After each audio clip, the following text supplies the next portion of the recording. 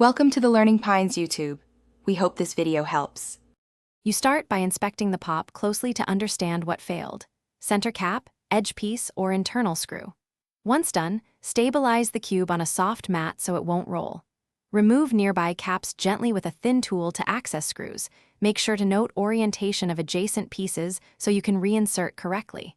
You'll want a clean container for springs and screws because losing one small part causes bigger problems later. Act deliberately. This step prevents repeat pops. Once the piece is aligned, press it into the track while guiding tabs into their slots so it sits flush. Misalignment increases pop risk. Now reinsert the spring and screw, turning only a quarter to half turn to preload the mechanism. Don't over-tighten. After initial tightening, perform a few gentle turns on that face to let pieces settle and test lockup. Make small, even tension adjustments across the entire face so the cube stays balanced. This method controls stability and preserves smoothness. Finish by snapping caps back on and giving the whole cube a full rotation to confirm smooth, even movement. If you still see popping, stop and check the track and piece for wear, broken tabs, or burrs. Replacing the damaged piece is safer than repeated fixes.